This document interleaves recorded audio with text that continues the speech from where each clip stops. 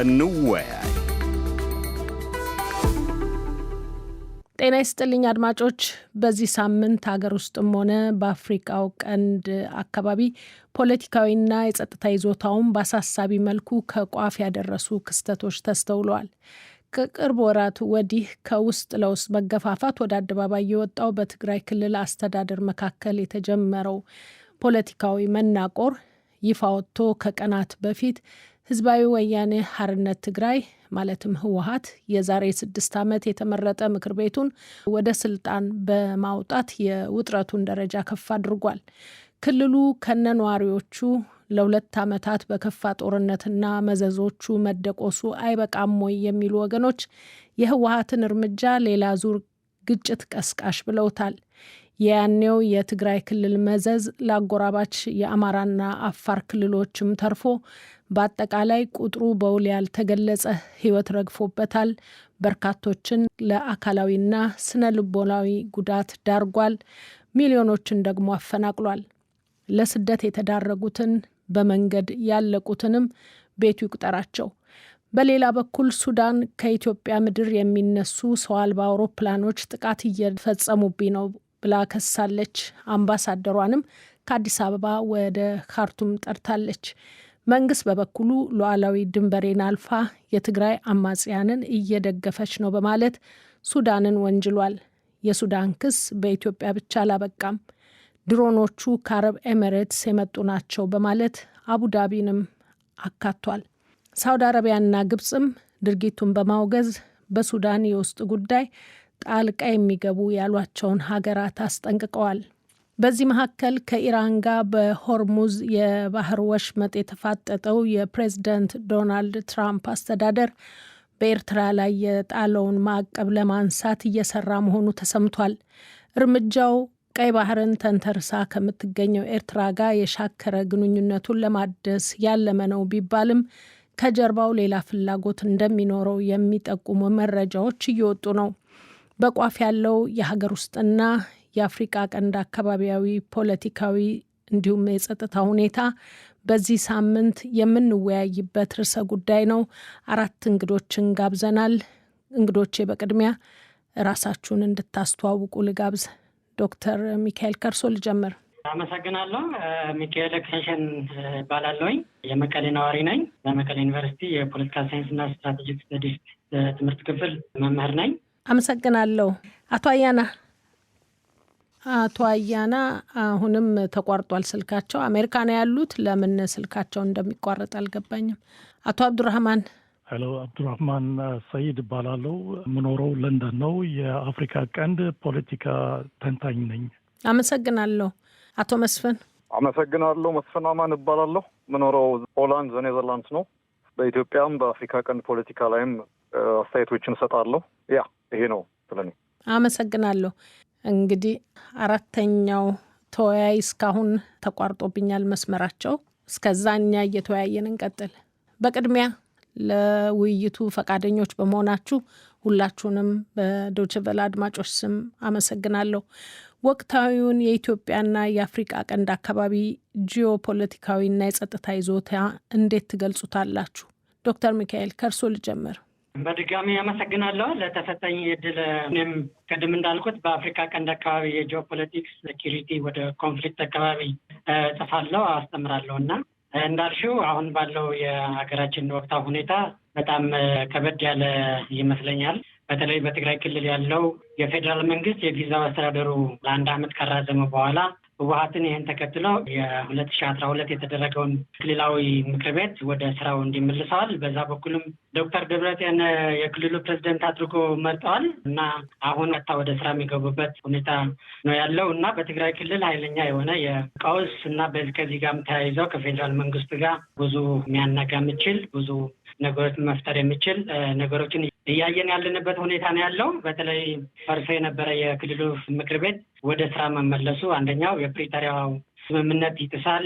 ከዚህ በፊት በፕሪቶሪያ የተበተነ ምክር ቤት እንደገና ወደ ስራ መመለስ ወደ ሌላ አቅጣጫ የሚመራ የሚችል ነገር ነው። በዚያ ተያይዘም ህወሓትም የሚለው የራሱ ብዙ ምክንያቶች አሉ። የፌዴራል መንግስት ስምምነቱ አፍርሰዋል። የጊዜው አስተዳደሩ ጊዜ መራዘምም በስምምነቱ መሰረት የጋራ ውል እያለ በተናጠል አራዝመዋል። ስለዚህ ትግራይን ለማዳከም እየተጠቀመበት ነው። የህወሓትን ለማፍረስ የህጋዊ ሰውነት አለመመለስ ጋር ተያይዘው በዚህ የክልሉ እና የፌዴራል መንግስቱ ኃይለኛ ውጥረት ያለበት ሁኔታ ነው ያለው። እንዲሁም የክልሉ ምክር ቤት ከተመለሰ በኋላና የዶክተር ደብረጽዮን ፕሬዚደንት ያድርጉ ከተሾሙ በኋላ የተለያዩ እንቅስቃሴዎች እያየን ነው። ለምሳሌ ለመጥቀስ ያህል የተለያዩ ወታደራዊ እንቅስቃሴዎች እየተመለከት እንገኛለን። በቅርብ ጊዜ ልክ የምክር ቤቱ ወደ ስራ በሚመለስበት ቀን ለራሱ የወታደራዊ ጀት ወደ መቀሌ የመጣበት ሁኔታ ያለው። ሌላ የሚዲያው ፕሮፓጋንዳ አግሬሲቭ የሆኑ የሪቶሪክ ስምምነት የማጥፋት የሚዲያ ካምፓይን እየታዘብን ነው ያለንበት እና ሌላው የአፍሪካ ቀንድ ከዚህ ጋር ተያይዞ ቀደም አንቺም እንዳልሽው የሱዳን ኢትዮጵያን እየከሰሰችበት ያለችው፣ ኢትዮጵያ ደግሞ ለሱዳን እየከሰሰችበት ያለችው፣ ኤርትራም እንደዛ የሆነበት ያለው የሚል ሁኔታ ነው ያለው እና በአጠቃላይ አሁን ባለው የአፍሪካ ቀንድና የኢትዮጵያ አጠቃላይ ሁኔታ በጣም አሳሳቢ ደረጃ ነው ያለው ብዬ ነው የማስበው። አመሰግናለሁ መስፍን። እንግዲህ ዶክተር ሚካኤል በሰፊው ነው ሀሳባቸውን ወይም የታዘቡትን ያስተዋሉትን የገለጹት። ያንተን ደግሞ እንስማ።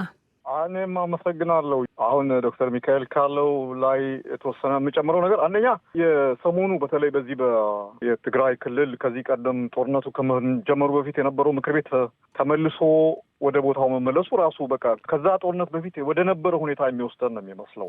ወደ ፕሪቶሪያ ስምምነት ላይ ስመጣ ምናልባት እሱ ስምምነት ነው አሁን ትልቁ ችግሩ የነበረው እሱ ነው።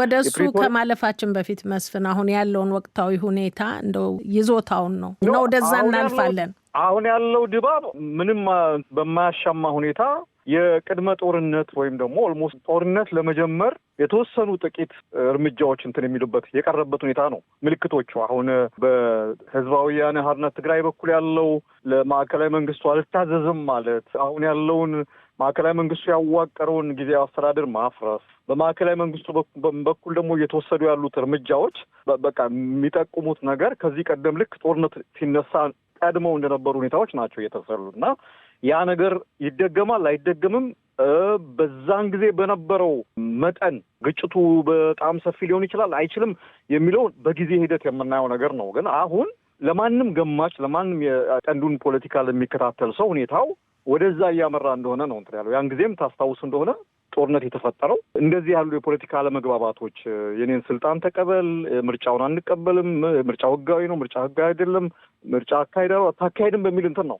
አሁን ኦልሞስት እዛ ጋር ወደኋላ ተመልሰን እዛ ጋር ነው ያለ ነው ማለት ነው እና የሚታይ ነገር እሱ ነው። አሁን በኋላ መጣበታለን እንጂ ሌሎች ነገሮችም አሁን የአፍሪካ ቀንድ የጂኦ ፖለቲካ በጣም እየተወሳሰበ መምጣቱ በራሱ አሁን የሚፈጠረውን ግጭት የበለጠ ያወሳስበዋል። አሁን ከሱዳን ግጭት የምናየው የሱዳን ግጭት የሱዳናውያን መሆኑ ቀርቶ ሌሎች ተጫዋቾች አክተሮች በሱዳን ግጭት ላይ እጃቸውን አስገብተው ባለቤቶች አሁን መሆን አቁመዋል ማለት ይቻላል። ምናልባት በእኛም ሀገር ይሄ አሁን እየተካሄደበት ያለው መንገድ ሄዶ ወደ ጦርነት ከተገባ እርግጠኛ ነኝ ሌሎች የውጭ አካላት እጃቸውን በቀጥታም በተዘዋዋሪ ማስገብተው ሁኔታውን ያወሳስቡታል የሚል ግምት ነው ያለኝ።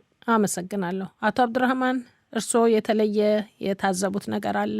እንግዲህ በአሁኑ ጊዜ በኢትዮጵያ መንግስት በኩል በጣም አግሬሲቭ የሆነ የውስጥና የአካባቢ ፖሊሲ እየተከተሉ ናቸው ያሉት። በውስጥ በኩል ከአማራ፣ ከኦሮሞ፣ ከትግራይ፣ ከሌሎች እየተዋጉ ናቸው። ከአካባቢው ደግሞ ከሶማሊያ ጋራ በተለይ በ2024 ከሶማሊላንድ ያደረጉት ስምምነት ሶማሊያን እንዳስቆጣት የራሷ ሉዓላዊ ግዛትም እንደተገሰሰ አድርጋ ነው የወሰደችው።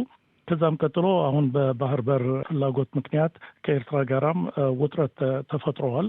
ከሱዳን ጋራም ተመሳሳይ ሱዳን የአንዱን ደጋፊ ሆነው ከኢማራቶች ጋር ሆነው ብዙ ክስ ላያቸው ላይ ቀርበዋል። ስለዚህ ፖሊሲያቸው እንደሚታየው አጀማመራቸው ጥሩ ሆነው ግን ከቀጠሉ በኋላ ከአንድ ዓመት በኋላ በቀጥታ ወደ ችግር የሚያመራ በኢትዮጵያ ውስጥም በኢትዮጵያ አካባቢም ብዙ ውጥረት እያስከተለ ነው ያለው። አመሰግናለሁ። አቶ አያና ይቅርታ፣ አቶ አያና ፈይሳ የፖለቲካ ተንታኝ ናቸው።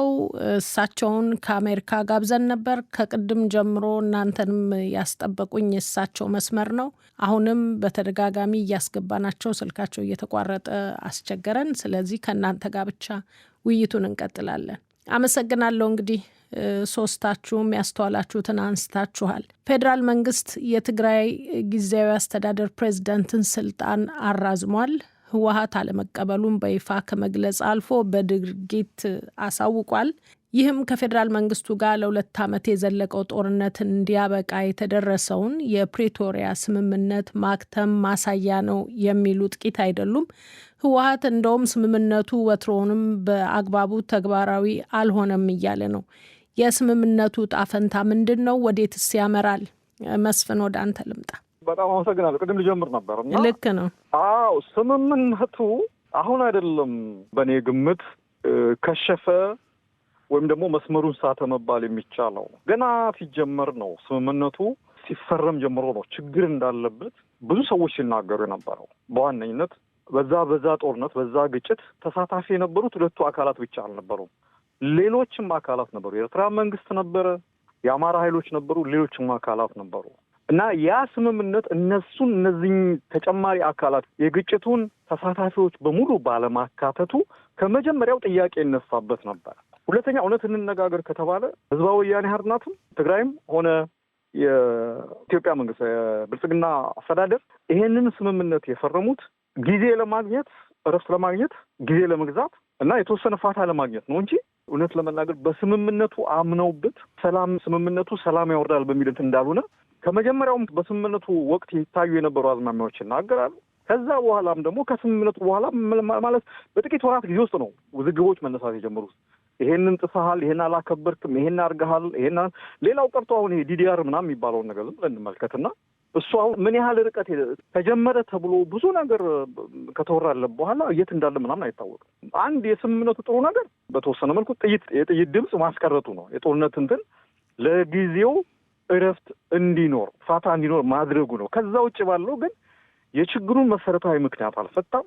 የችግሩን ደግሞ ላይ ተሳታፊ የሆኑትን ሁሉም ባለማሳተፉ ጎዶሎ ነው፣ የጎደለ ነው እና ያ ከመጀመሪያው ጀምሮ ሲፈረም ጀምሮ የነበረው የስምምነቱ ህጸት አሁን ተንከባለው መጥቶ አሁን አይ ቲንክ ሰሞኑ የህዝባዊ ወያኔ ሓርነት ትግራይ ፌዴራል መንግስቱ ያቆመውን ጊዜያዊ አስተዳደር አፍርሻለሁ ብሏል። አፍርሶ ከዚህ ቀደም የነበረውን በምርጫ ተመርጦ ትግራይን አስተዳደራል ተብሎ የተሾመውን አስተዳደር ማቋቋሙ በራሱ የስምምነቱ የመጨረሻ ሞት ወይም ደግሞ የመጨረሻው ሚስማር ነው የመጣው እና እኔ እንደዛ ነው የሚታየኝ እና ከመጀመሪያው ጀምሮ የነበሩ ችግሮች ናቸው። አሁን ግን አይ ቲንክ ስምምነቱ አለ ማለትም አንችልም። ሁለቱም ኃይሎች ስምምነቱን እንዳላከበሩት እንደጣሱት እያየን ነው። ይሄ ነው የምለው። እናመሰግናለሁ። አቶ አብዱራህማን። እኔም እስማማበታለሁ የአቶ መስፍን ራዕይ። ግን ለትንሽ ለመጨመር ያህል አንድ የገረመኝ ስምምነቱ ሲፈራረሙ ጊዜያዊ አስተዳደር ትግራይ ውስጥ መመስረት አልነበረበትም። የነበረውን አስተዳደር የቲፒኤልኤፍ የህወሓት መቀጠል ነበረበት እና ጊዜያዊ አስተዳደሩ እንዴት እንደተቀበሉ ህወሓቶች ያኔም ገርሞኝ ነበር። ሆኖም ግን ጊዜያዊ ሲባል ደግሞ የጊዜ ገደብ ስላለው ነው። በዚህ ምክንያት እየተራዘመ ሲሄድ ትግራይ አስተዳደር አልባ የመሆን እድል ይፈጥራል ማለት ነው። በተጨማሪም የኢትዮጵያ መንግስት ሲከተለው የቆየው ስትራቴጂ ደግሞ ለዚህን የሚያስተባብል እና መሬት የሚያመቻች ሆኖ ተገኝተዋል። ለምሳሌ የቲፒኤልኤፍ ተቀናቃኝ የሆኑ ኃይሎች በማስታጠቅና መደገፍ መጀመራቸው፣ ሌላ የባጀትና የነዳጅ መግባትና መውጣት መከልከል እና በሬቶሪክም በብርሃኑ ጁላ ሳይቀር ከተፈለጋችሁም ተገነጠሉ እየተባለ የሚዲያ ካምፔኝ የሆስታይል ሚዲያ ካምፔኝ እንደቀጠለ ነበር። በዚህ ምክንያት ህወሓቶች የወሰዱት እርምጃ ኢንፋክት በጣም ዘግይተው ነው የወሰዱት ማለት ነው በአሁኑ ጊዜ። ምክንያቱም ከዚህ በፊት መውሰድ ነበረባቸው ወይም ደግሞ ራሱ የፕሪቶሪያ ስምምነት እንደተፈረመ ወደ ራቲፊኬሽን በራሳቸው ፓርላማ ይሁን የራሳቸው ሴንትራል ኮሚቲ ራቲፋይ ማድረግ ነበረባቸው። እሱን ሳያደርጉ ግን ተቀብለው በጊዜያዊ አስተዳደር እንዲሄዱ መሞከራቸውም እዛም ላይ ትንሽ ስትራቴጂክ የሆነ ስህተት ፈጽመዋል። ደግሞ ዋጋም አስከፍሏቸዋል። ከአሁን ወዲህ ግን እንደዛ ብሎ በመራዘምና መቀጠል ስለማይቻል አንዱ ማድረግ አለባቸው። ይሄ ማድረጋቸው ግን ህጋዊነት አላቸው ማለት አይደለም። እሱም በግምት ላይ መግባት አለበት። ምናልባት ቀስ ብለን ማየት እንችላለን። እዚህ ላይ በህገ መንግስቱም ይሁን በሌላ ህጋዊ አስተያየት ምን አይነት እንትን ይኖረዋል፣ ጫና ይኖረዋል ማየት ይቻላል። መልካም ዶክተር ሚካኤል። እኔም ተመሳሳይ እይታ ነው ያለኝ። መጀመሪያ ሲፈረም ለራሱ የራሱ ብዙ ችግሮች የነበረበት ስምምነት ነው። እውነት ለመናገር ከተባለ ያው መጀመሪያም የውል ስምምነትም አይደለም፣ ፒስ ዲል የምንለው አይነት ስምምነትም አይደለም። ማለት ይሄ የነበረው የመጀመሪያው የተኩስ አቁም ነው፣ ሴዝ ፋየር ነው በመጀመሪያ እና በባህሪው ደረጃ ሲታይ የሰላም ስምምነት ነው ተብሎ ማሰብ በጣም ከባድ ነው ነው ሆነ ግን መስፍንም እንዳለው አብደልካድርም እንዳለው የመጀመሪያ አንድ ጥሩ ያመጣው ግጭትን አቁመዋል።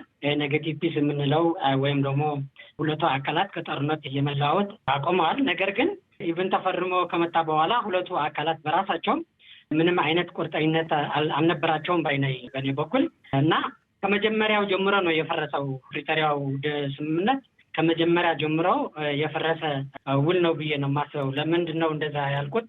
አንደኛው የፌዴራል መንግስቱ ወደ ራሱ ጠምዝዞታል። የፕሪቶሪያው ስምምነት ራሱ የህወሀትን የመዳከም ስራ ነው የሰራበት። ህወሀትን ከመጀመሪያ ህወሀት ከህጋዊ ፖለቲካ ፓርቲ ሰርዞታል። የምርጫ ቦርድ እንዲመዘገብ አላደረገም።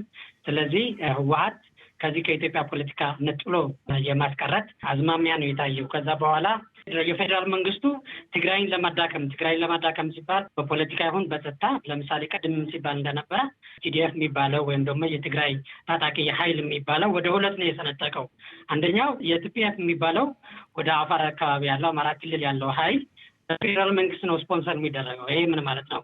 ክልሉን በኃይል ለማስወገድ ወይም ደግሞ ክልሉን የመዳከም የጸጥታ ችግር እንዲኖረው የማድረግ ሁኔታ ነው እየታዘብን ያለ ነው እና የፌዴራል መንግስቱ በራሱ ወደ ራሱ ፍላጎት ወደ ራሱ መሳሪያ አድርጎ ነው እየተጠቀምበት ያለው ብዬ ነው የማስበው እና በዚህ ላይ ከመጀመሪያ ለምሳሌ ተፈናቃዮች መመለስ አለባቸው ሲባል ምንም አይነት ቅድመ ሁኔታ አያስፈልግም ነበረ። እስካሁን ድረስ 5 ዓመት ሙሉ የተፈናቃዮች በዝናብ በክረምት በጭቃ እየተሰቃዩ ነው ያሉት እና 5 ዓመት ቀላል አይደለም። በሀገራቸው በመሬታቸው እየተሰቃዩ ነው ያሉት እና እነዚህ ተፈናቃዮች የፖለቲካ ሆስቴጅ ነው ያደረጓቸው ወይም የፖለቲካ መጠቀሚያ ነው ያደረጓቸው። ሁለቱም በህወሓት በኩልም ያለው እኛ የጸጥታ ኃይላችን ይዘን ሳንገባ አንለቅም፣ የፌዴራል መንግስቱም ተፈናቃዮች እንዲመለሱ ቁርጠኛ የተለያዩ የሚባሉት ነገሮች አሉ እና ከዛ ባለፈ የዲዲአርም ቢሆን ሁለቱ አካላት የተወሰኑ ወደ 30 ሺህ አካባቢ የታጣቂ እንትኖች ዲዲአር ገብተው ነበር ወደ ፕሮግራሙ። ነገር ግን ሊቀጥልም አልቻለም። ለምን?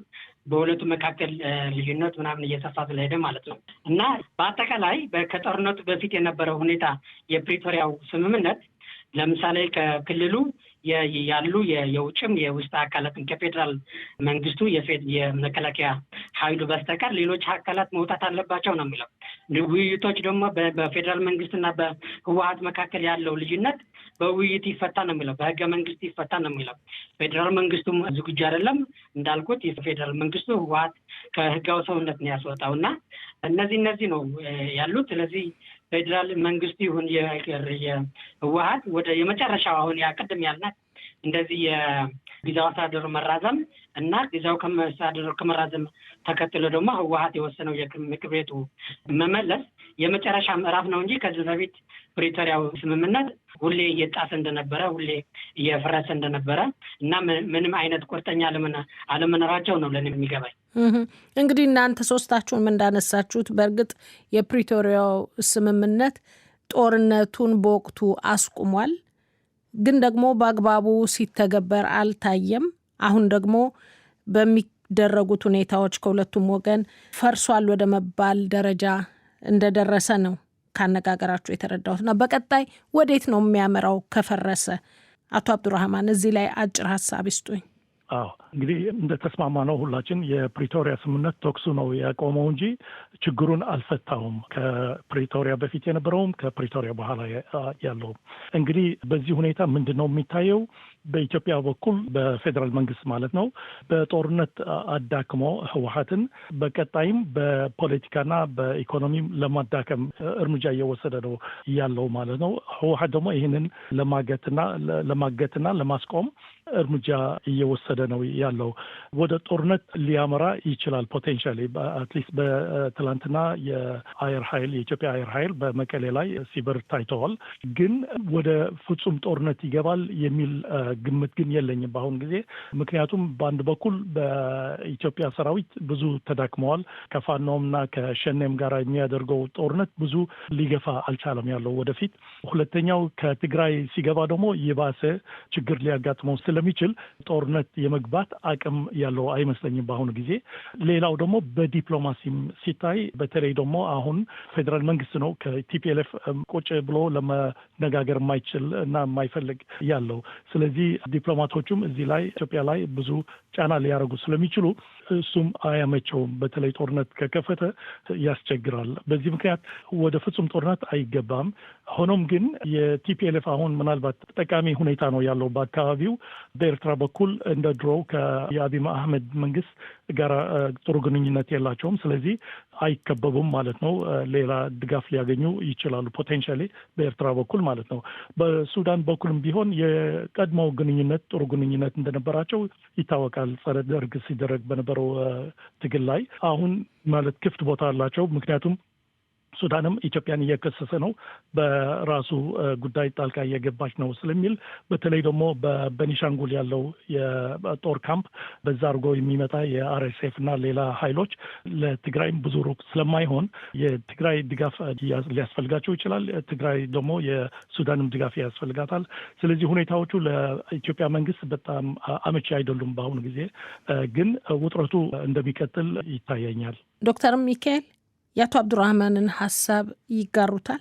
እኔም በተወሰነ መልኩ እጋራለሁ በአብዱራህማን ሀሳብ። ግን በተለየ መልኩ ደግሞ የሚለይበት እንትን ምንድን ነው፣ ብዙ ነገሮች ሊፈጠሩ ይችላሉ። በእርግጠኝነት ማወቅ አይቻልም። ነገር ግን የራሳችንን መላምት ማስቀመጥ እንችላለን እና በእኔ ግምት የመጨረሻ ማስጠንቀቂያ ምዕራፍ ደርሰናል፣ የመጨረሻ የጦርነት ምዕራፍ ደርሰናል የሚል አመለካከት ነው ያለኝ እና ከፌዴራል መንግስቱ ጦርነት የመጀመሪያ ዕድሉ ከፍተኛ ነው የሚመስለኝ እና ለምን ቢባል ቅድምም መስፍን ነው ሲገልጸው የነበረው ወደ መጀመሪያ ከጦርነቱ በፊት የነበረ ሁኔታ ነው ራሱ እየተደገመ ያለው። የህጋዊነት ቀውስ ነው እያስተዋልን ያለ ነው። ከዚህ በፊት የፌዴራል መንግስቱ የ2012 የምክር ቤት መፍረስ አለበት፣ ለዛም በፕሪቶሪያ ስምምነት የፈረሰ ምክር ቤት እንደገና ወደ ስራ መመለስ በራሱ የህገ መንግስታዊ ጥሰት ብሎ ነው ሊፈርጀው የሚችለው እና ይሄ ደግሞ አንደኛ ህወሓት አሁን ህጋዊ ሰውነት የለውም። ስለዚህ ህጋዊ ሰውነት በሌለበት ፓርቲ መንግስት ማቋቋም በጣም የማይሆን ነገር ነው የሚመስለኝ እና በአብዛኛው ጊዜ ወደ ጦርነቱ የሚያመረበት ሁኔታ ሊፈጠር ይችላል። ምክንያቱ አሁን ያሉ ምልክቶች ለራሱ ወደዛ ነው እየሄድ ያሉት ማለት ፌዴራል መንግስቱ ለምንድን ነው ጀት ወደ መቀሌ ላከው? ፌዴራል መንግስቱ በየቦርደሩ የትግራይ ክልል አካባቢ ወታደር እያሰፈረ ነው። ወታደር እንትን ያለ በዛ በቲፒኤልኤፍ አካባቢ ደግሞ ሙቭመንቶች አሉ፣ የወታደሮች እንቅስቃሴዎች አሉ። ስለዚህ እነዚህ ምልክቶች ሁሉ የሚያሳዩት ምንድን ነው? ጦርነት የመጀመር ሁኔታ ሊኖር ይችላል የሚል ግምት አለኝ። ሁለተኛ ምናልባት አሁን ያለበት ሁኔታ ሊቀጥል ይችላል የሚል እምነትም አለኝ። ማለት አሁን ያለ ሁኔታ ማለት ፌዴራል ቀድምም እንዳለው የፌዴራል መንግስት ምን አገባኝ ከዚህ በኋላ ይሄ ጫናም አለብኝ በሱዳንም በኤርትራም በአማራ ክልል የሚል እንትን ሊኖረው ይችላል። በነገር ግን በትግራይ ክልል ያለው ደግሞ አሁን ኦልሞስት ቶታል ሲጅ ነው እየተደረገ ያለው። ለምሳሌ ነዳጅ የለም፣ የህዝቡ በሳለሪ የለውም ወይም ደግሞ ደሞዝ የለውም። ኢኮኖሚካል በጣም የተጎዳ ማህበረሰብ ነው። የጦርነቱ ያስከትለው የመሰረተ ልማት ፕላስ መንግስት ፌዴራል መንግስት አሁንም ልክ ከጦርነቱ በጦርነቱ ጊዜ የነበረው የስጅ የቴሌኮሙኒኬሽን ወይም ደግሞ የባንክ የነዳጅ ምናምን አጠቃላይ እነዚህ ዝግ ነው የሚያደርጋቸው እና ከትናንትና ፌዴራል መንግስቱ ቬሪፋይድ አላደረኩም እርግጠኛ አይደለሁም፣ ግን ጊዜያዊ አስተዳደሩ ሲጠቀምባቸው የነበሩ የፋይናንስ አካውንቶች ብሎክ ተደርገዋል ነው እየተባለ ያለው እና ፌዴራል መንግስቱ እንደዚህ አድርጎ የመቀጠል አዝማሚያ ሊኖር ይችላል የሚል ይኖረኛል። ማለት በተራዘመ ጊዜ የትግራይ በራሳቸው የሆነ ነገር ሊነሳ ይችላል የሚል አመለካከት ሊኖረው ይችላል የሚል አለኝ። ሶስተኛ ምናልባት በጣም አነስተኛ እድል ያለም ይመስለኝ ምናልባት በኢንተርናሽናል ኮሚኒቲ ጫና የፕሪቶሪያ አግሪመንት የአፍሪካን ህብረት በኢጋድ በአሜሪካ ባሉ ጫናዎች ምናልባት የሁለቱ አካላት ጫና ተፈጥረው የፕሪቶሪያው እንደገና እንዲያከብሩ ሊደረግ ይችላል የሚል ሀሳብ ነው ያለኝ። አመሰግናለሁ። መስፍን አንተስ ምን ትላለህ? ያ በተባለው ላይ ለመጨመር ምናልባት አይደል ነው በጊዜያት ውስጥ ለመወሰን ይከብዳል። ግን በቅርብ ጊዜ ውስጥ የሆነ አነስተኛ የሆኑ ግጭቶችን አነስተኛ እንትኖችን ልናይ እንችላለን። በሆነ በአንድ ተንኳሽ ምክንያት ተፈጥሮ ማለት ነው። አሁን ያለው ይሄ ፖለቲካል ክረቱ በተወሰነ ነገር ተለኩሶ ወደ ግጭት ይሄዳል።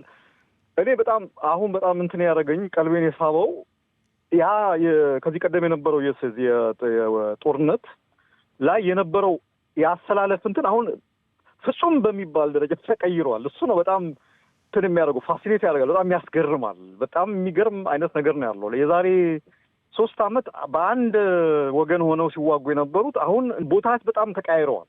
አሁን የኤርትራ መንግስት እና ቲፒኤልኤፍ በአንድ በኩል ሆነዋል።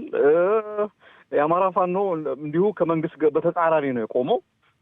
ሱዳን፣ ሌሎችም ሀገሮች ያሉበት ሁኔታ ነው ያለው እና ይሄ ማለት እንግዲህ ከዚህ ቀደም የማዕከላዊ መንግስቱ የብልጽግና አገዛዝ ማለት ነው ድጋፍ ለጦርነቱ ድጋፍ የነበረውን ድጋፍ አሁን በከፍተኛ ሁኔታ ያጣ እንደሆነ ነው የምታየው። አሁን ለምሳሌ በህዝብ ድጋፍ ደረጃ ራሱ አሁን በጣም ዝቅተኛ ድጋፍ እንዳለ ነው። አሁን የተወሰነ እንትን ለማድረግ ሞክሬ ነበር፣ ግምገማ ለማድረግ ሞክሬ ነበር እና ብዙም ሰው እንደ በፊቱ አይነት ነገር ድጋፍ ማድረግ ቀርቶ የሚታሰብም አይደለም። አሁን ሰው የተሳላቸበት ሁኔታ ነው ያለው። ጦርነት ኢትዮጵያ ውስጥ መስማትም ማየትም የተሳላቸበት ሁኔታ ነው ያለው እና እንትኑ ነው የገረመኝ። ይሄ አስተላለፉ መለዋወጥ ይገርመኛል። ቀላል ነገር አይደለም። ሁለተኛ ራሱ የህዝባዊ ወያኔ ሓርነት ትግራይ ራሱ ከዚህ ቀደም የነበረ ቁመና ውስጥ ላይ አይደለም ያለው። 2፣ 3፣ 4 ቦታ ተከፋፍሎ ያለ ድርጅት ነው። ድሮ ከዚህ ቀደም በነበረው ግጭት ላይ የህዝባዊ ወያኔ ሓርነት ትግራይ በሙሉ ቁመና ማለት በሚቻል ደረጃ ማለት በአጠቃላይ ማህበረሰቡን ማስተባበር ችሎ የትግራይ ልሂቃንን በሙሉ በዙሪያው ማስተባሰብ ችሎ ያንን ጦርነት ሊወጣው ችሎ ነበር። አሁን ግን የምናየው ነገር 3፣ 4 እንትኖች አፈንጋጭ እንትኖች ቲፒኤልኤፍ ተከፋፍሎ ያለበት ሁኔታ ነው ያለው እና እንትን ይላል፣ ይገርማል። እና ይሄ ምናልባት ውጤቱን ይወስነዋል። ውጤቱን ብቻ ሳይሆን ምናልባት የጦርነቱን መጀመር ሊወስነው ይችላል።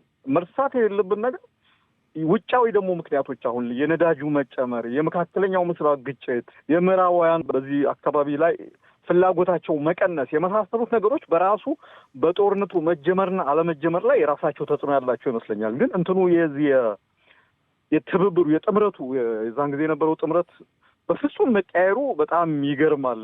ይሄ ነው እኔ ታዘብኩ። የፖለቲካ እንግዲህ ባህሪው ይሄ ነው። እንደው ሱዳንን አንስተሃል። ሱዳን ከኢትዮጵያ የሚነሱ ሰው አልባ አውሮፕላኖች ወይም ድሮኖች ጥቃት ፈጽመውብኛል ብላ ከሳለች። የሱዳንን ክስ መንግስት አጣጥሎ በአጸፋው ሉዓላዊ ድንበር ጥሳ ሱዳን አማጽያንን እየደገፈችብኝ ነው ብሏል። ህወሓት ይህን የመንግስት ክስ ፈጽሞ መሰረት የሌለው ብሎ ነው ያጣጣለው። ምን እየተካሄደ ነው? ግሩፕ ስብስብ ያልከው መቧደን ያልከው ነገር ወዴት እየሄደ ነው መስፍን? እሱ ነው ነገሩን በጣም አሳሳቢ የሚያደርገው። ይሄ አሁን አንድ ሀገር ውስጥ ግጭት ተነሳ ማለት በዛው በሀገር ውስጥ ባሉ ተፋላሚ ኃይሎች ብቻ የሚካሄድ አይደለም። ሌሎች ግጭቱን በተለያየ መንገድ የሚያጎኑ ኃይሎች ገብተው ግጭቱን እያዋሳስበናል። የሱዳን ምሳሌ በጣም ቀላል ነው። በጣም ቅርብ ነው። በጣም እያየ ነው። እንዲያው ብዙ ማብራራትም መራቀቅም አያስፈልግም እና ይሄኛውም ላይ ከአሁኑ የምናየው ነገር ማለት ነው። በተለይ የሱዳን ግጭት ላይ የኢትዮጵያ አሁን ያለው የብልጽግና አስተዳደር ወስዶታል የሚባለው አቋም በራሱ ኢትዮጵያን አላስፈላጊ የሆነ ዋጋ ያስከፍላታል የሚል ስጋት አለኝ እኔ። ይሄ ምንም እዚህ ላይ ምንትን ማድረግ የለብንም። ምክንያቱም ይሄ አንደኛ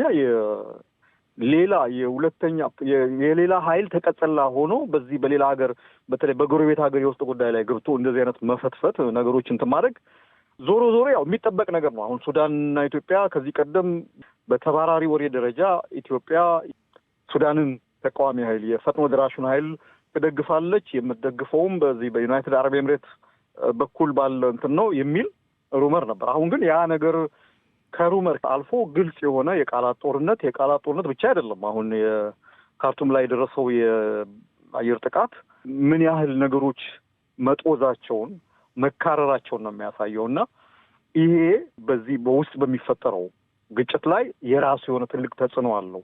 ከእጃችንም ሊያመልጥ ይችላል። እኔ እንደ ኢትዮጵያ ከእጃችንም ሊያመልጥ ይችላል። ምክንያቱም አሁን የመካከለኛው ምስራቅ ሀብታም ሀገሮች አፍሪካ ቀንድ ላይ በግልጽ ነው ጥቅማቸውን ለማስከበር አንድ ቡድን ደግፈው አንድ ኃይል ደግፈው አካባቢውን እያተራመሱ ያለበት ሁኔታ ነው ያለው እና ይሄም እኛም ሀገር በዚህ በትግራይ ኃይሎችና በፌዴራል መንግስቱ መካከል ግጭት ቢፈጠር ዝም ብለው ይቀመጣሉ የሚል እንትን የለኝም። የሱዳንም ኃይሎች ጭምር ግብፅም ጭምር አሁን ይገርማል መግለጫ የካርቱሙን የአየር ድብደባ ተከትሎ የግብፅ ውጭ ጉዳይ መስሪያ ቤት፣ የሳውዲ አረቢያ ውጭ ጉዳይ መስሪያ ቤት መግለጫ ማውጣታቸው በራሱ የሚነግረን ነገር አለ። የሚፈጠረው እየተፈጠረ ያለው ነገር እንዲሁ እኛ ጋር ብቻ የሚቀር አይደለም። ተሻግሮ ሌሎች ኃይሎችንም የሚያሳትፍ ሌሎች ተጫዋቾችንም ወደ ሜዳው ጎትቶ የሚያስገባ ነው የሚል ስጋት አለና ከባድ ነገር ነው። ይሄን ነው ብለው አመሰግናለሁ። ዶክተር ሚካኤል መስፍን ባለው ነጥቦች ላይ ምን ይላሉ? ይሄ የተነሳው ነገር ሌሎችንም ሀገሮች ከመካከለኛው ምስራቅ ሳይቀር እየጎተተ ነው። እውነት ነው፣ እስማማለሁ በመስፍን ሀሳብ እና አሁን መሰረታዊ የሆነ በሀገር ውስጥም በሀገር ውጭም በጣም ብዙ ነገሮች ተቀያይረዋል ከጦርነቱ በኋላ ያለው በተለይ አሁን ባለው ሁኔታ በተለይ በትግራይ አካባቢ ያለው ውጥረት በተለይ ጦርነቱ የሚጀምር ከሆነ ብዙ ነገሮች ነው የሚበላሹ የሚል እምነት አለኝ እና ጦርነቱ በኢትዮጵያ ብቻ ታጥሮ የሚቀር አይደለም፣ በትግራይ ክልል ብቻ ታጥሮ የሚቀር አይደለም እና የተጽዕኖው የቀጠናዊ ይዘት ነው የሚኖረው እና ለምሳሌ ያክል አሁን ባለው የሱዳንና የኢትዮጵያ ውጥረት ከፍተኛ ነው በሚባል ሁኔታ ነው ያለው እና ከትግራይ ጦርነት በኋላ የኢትዮጵያና የሱዳን በጣም የሻከረ ግንኙነት ነው ያላቸው። ልክ በትግራይ ጦርነት ከተጀመረ በኋላ ከሀሳብ 2020 ጀምሮ በሱዳን እና የኢትዮጵያ አልፋሽጋ ከመያዝ በተጨማሪ ከጦርነቱ በኋላ ኢቨን ከሱዳን ጦርነት በኋላ የኢትዮጵያ ሚና በጣም ኮንትሮቨርሻል የሆነበት ወይም አሻሚ የሆነበት ሁኔታ ነው ያለው። በአንድ በኩል ኢትዮጵያ የምትከሰስበት አንዱ የአርኤስኤፍ ትደግፋለች፣ የፈጥኖ ደራሽ ትደግፋለች። በሌላ በኩል ደግሞ እንደ ሬጂናል ሜዲተር ሆና የማግባባት ስራ ትሰራለች። ጠቅላይ ሚኒስትር አብይ አህመድ ታስታውስ እንደሆነ በፖርት ሱዳን በቅርብ ጊዜ 2024 ወይ ምናምን ይመስለኛል እና እርግጠኛ አይደለሁም። በዛ አካባቢ ደግሞ የሐምዲት የአርኤስኤፍ ፈጥኖ ደራሽ መሪ ደግሞ ኢትዮጵያ መጎብኘት እንደቻለ የሚያመለክቱ መረጃዎች አሉ እና ከዛ ጊዜም ጀምሮ ብዙ ውጥረቶች አሉ። በተለይ በ2 ወር በ3 ወር በፊት አሁን ሮይተርስ ያወጣው ደግሞ ኢትዮጵያ የፈጥኖ ደራሽ ወታደሮች ቤኒሻንጉል ጉሙዝ የማሰልጠን የማሳረፍ እና በዩኤኢ ድጋፍ እያደረገች ነው የሚል ዘገባዎች አሉ። አሁን በተለይ በዚህ ሳምንት አንድ መሰለኝ በኢትዮጵያና በሱዳን በኃይለኛ ውጥረት ተጀምረዋል። አንዱ ምንድን ነው? ኢትዮጵያ በባህር ዳር አካባቢ የኢትዮጵያ ድሮን እና የዩኤኢ ድሮኖች ከባህር ዳር እየተነሱ ካርቱም ኤርፖርትን ደብድበዋል ወይ አታክ አድርገዋል እያሉ ነው። በኢትዮጵያም በኩል የተሰጠው ምላሽ ያው ቤዝለስ ነው፣ ምንም የወንጀላ ነው ተብሎ ነው እንትን ያደረገ። በዛ ልክ ደግሞ ኢትዮጵያም ለሱዳን የከሰሰበት ሁኔታ ነው ያለው። ማለት የትግራይ ኃይሎች እያስታጠቀች ነው፣ የትግራይ መርሲነር ቀጥራለች የሚል ዘገባዎችም በዚህ ሳምንት እየወጡ ነው ያለው እና በዚህ የተነሳ የሁለት ሀገሮች ቦርደር ተዘግቷል። የዲፕሎማቲክ ሪሌሽን ኦልሞስት እየተቋረጠ ነው ያለው። ፕላስም ደግሞ እየመጨማመር ነው ያለው እንትኖች እና በጣም ኃይለኛ ውጥረት ነው ያለው። ኤርትራ በኩል ላይ ያለው ከጦርነቱ በኋላ ያለው የኤርትራ ለውጥ በጣም የተቀያየረ ነው። አንዱ ቲፒኤልኤፍን ይደግፋል፣ ጽምዶ የሚባልበት በትግርኛ ወይም ጥምረት ተመስርተዋል እና አሁን ኤርትራ ለቲፒኤልኤፍ እየደገፈ ነው። ያው የፌዴራል መንግስቱም እንደዛ አይነት ውንጀላዎች እየሰራ ነው። ሌላ በዩኤኢ እነዚህ ምንድነው የሚባለው የገልፍ ሀገሮች እነዚህ በቀጠናው በሚገቡበት ሁኔታ በጣም ብዙ ውጥንቅጦች እየገቡ ነው። ለምሳሌ ለመጥቀስ ያህል እነዚህ ቅድም እንዳልኩት የአርኤስኤፍ እና ኢትዮጵያ ባክ እያደረገች ነው። ሳውዲ አረቢያ እና ኢጅፕት ወይም ግብጽ ደግሞ በእነዚህ ሳፍ እየደገፉበት ይሄ እነዚህ በሱዳን ኃይሎች የሚደግፉት በቀጥታም በተዘዋዋሪም ኢትዮጵያ ላይ ያለው ብዙ ነገር ነው የሚለዋውጠው እና ለምሳሌ ያህል እንደዚህ የግብጽና የሳውዲ አረቢያ በቀጥታም ቢሆን በተዘዋዋሪ ለቲፒኤልኤፍ የሚደግፉበት እንትን ባይኖርም ለምሳሌ እነዚህ ዩኤኢ ለአርኤስኤፍ በቀጥታ የምታግዝ ከሆነ እነዚህ አካላት ለኢትዮጵያ ውስጥ የሚደረገው በቀጥታ ይሁን በሌላ ሊያግዙበት የሚችልበት ሁኔታ ያለ የአማራ አካባቢ ያለው ጦርነትም በዛ ልክ የሚታይ ነገር ነው። አሁን ለምሳሌ በአማራ ክልል ያለው በተለይ በምዕራብ ትግራይ አካባቢ ተብሎ የሚጠራ አካባቢ እነዚህ ረዲ የሆነ ወይም ደግሞ ለጦርነት የተዘጋጀ የተከዘ ዘብ ይባላል። አሁን ለዚህ ህወሓት ይመጣል፣ ምዕራብ ትግራይ ያስከፍታል። የምዕራብ ትግራይ ካስከፈተ ወደ ሱዳን ጋር ይገናኛል። ስለዚህ ከሱዳን ጋር ከተገናኘ የመሳሪያ ዝውውር ይኖራል። እነዚህ የስትራቴጂክ ኤሪያ ይኖረዋል እና እዛ አካባቢ የሚፈጠረውን ጦርነት ብዙ ትርምስ ነው የሚመጣ። ሌላ የፋኖ አስተላለፍ ያው በእርግጠኝነት መናገር ባይቻልም አሁን በፌዴራል መንግስት ጋር እየተዋጋ ነው። በተለይ ደግሞ በፌዴራል መንግስትና በቲፒኤልኤፍ የሚደረጉ ጦርነት ካለ ወይም ወደ ትግራይ ቅድም መጀመሪያ እንደነበረ አይነት አስተላለፍ ሊኖር ይችላል፣ ወይም ሌላ አቅጣጫ ሊኖር ይችላል። በአጠቃላይ ግን መስፍንም እንዳለው በአጠቃላይ ይህ የአስተላለፍ ሁኔታው በጣም እየተቀያየረና ያለው ነው የሚል እምነት ነው ያለኝ። አመሰግናለሁ። አቶ አብዱራህማን የእሱን ሀሳብ እንስማ። አዎ እንግዲህ ወደ ጦርነት ብዙ የሚገባ አይመስለኝም። ምክንያቱም ለኢትዮጵያ አደገኛ ነው፣ ለአብይ አህመድ መንግስትም አደገኛ ነው። በዚህ ምክንያት ምናልባት ጦርነት የበለጠ አማራጭ ላይሆን ይችላል።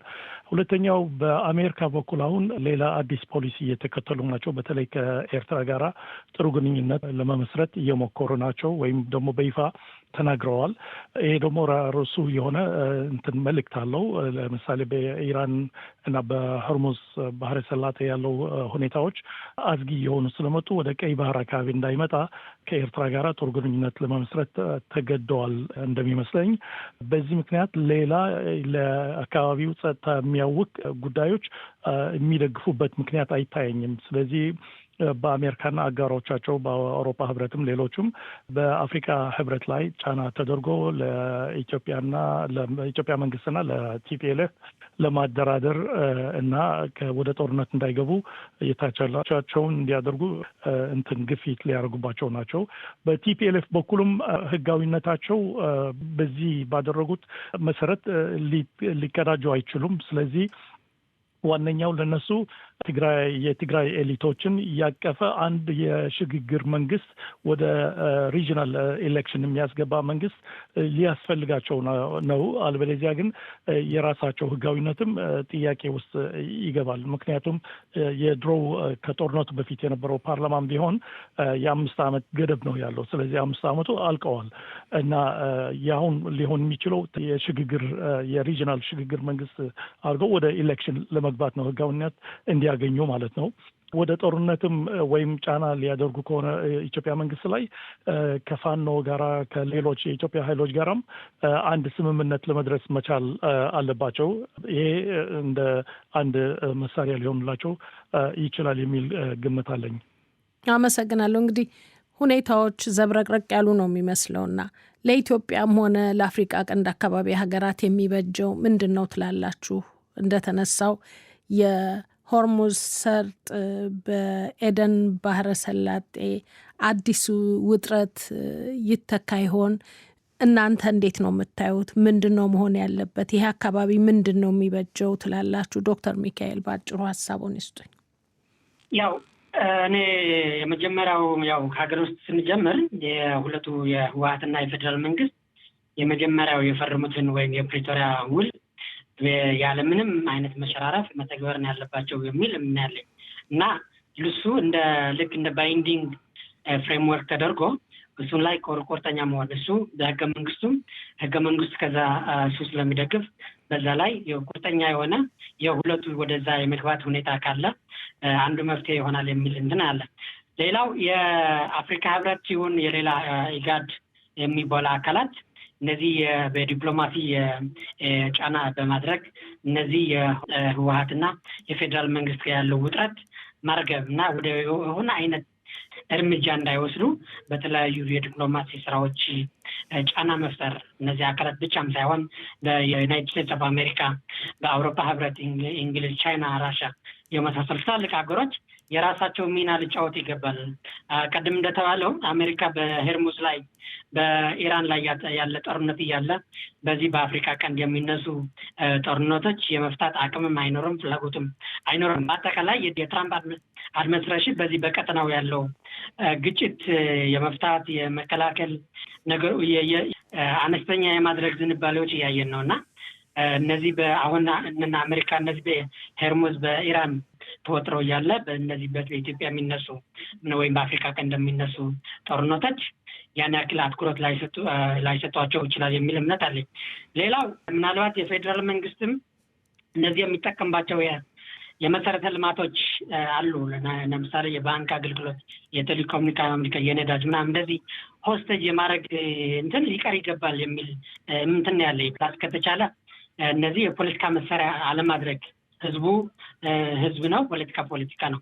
ስለዚህ የትግራይ ህዝብ በእነዚህ መሰረተ ልማት የፖለቲካ ሆስቴጅ ማድረግ አገርን ይጎዳል።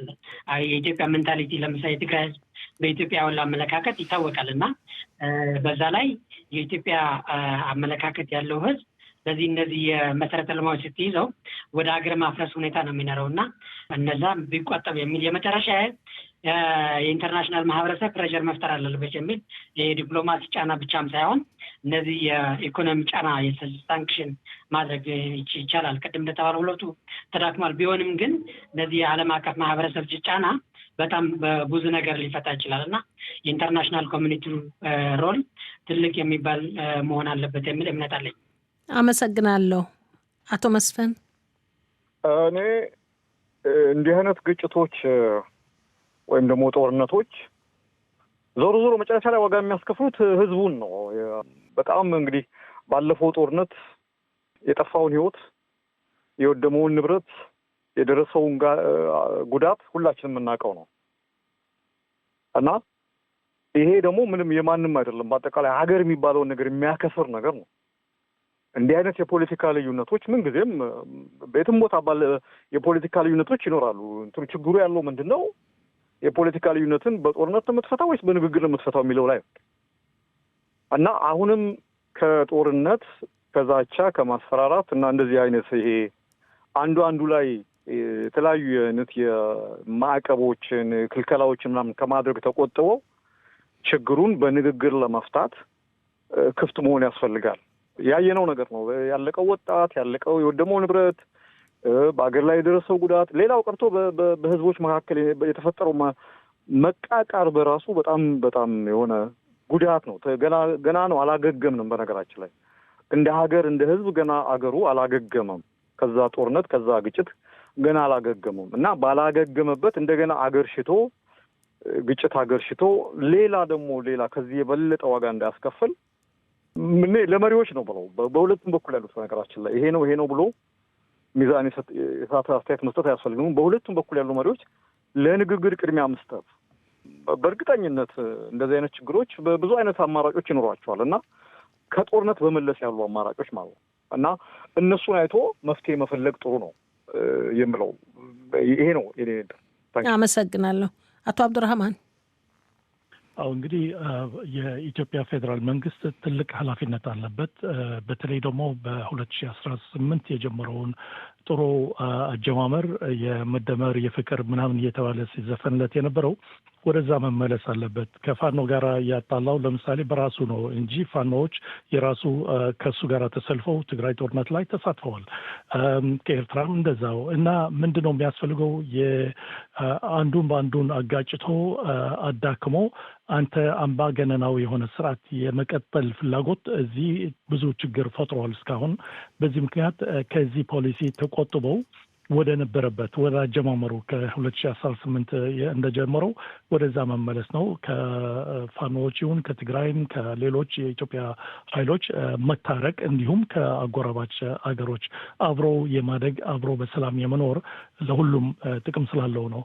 አለበለዚያ ግን እንደዚህ ከቀጠለ ለሁሉም አደጋ ነው። ለራሱም ብዙ የሚበጅ ሁኔታዎች የመፍጠር እድል አይኖረውም ማለት ነው እና ይሄ ነው ዋናው ልብለው የምፈልገው በአሁኑ። አመሰግናለሁ እንግዶቼ ለጊዜያችሁም ሆነ ላጋራችሁን ጠቃሚ አስተያየት ከልብ እናመሰግናለን። ቀደም ሲል እንደገለጽ ነው የጋበዝነው 4 እንግዶችን ነበር። ከአሜሪካ ለመወያየት ፈቃደኛ የነበሩ የፖለቲካ ተንታኝ አቶ አያና ፈይሳ ስልካቸው በተደጋጋሚ እየተቋረጠ ሊሳተፉ አልቻሉም። የተሳተፋችሁትን ግን በድጋሚ በአድማጮች ስም አመሰግናለሁ። ጤና ይስጥልኝ። እናመሰግናለን። አመሰግናለሁ።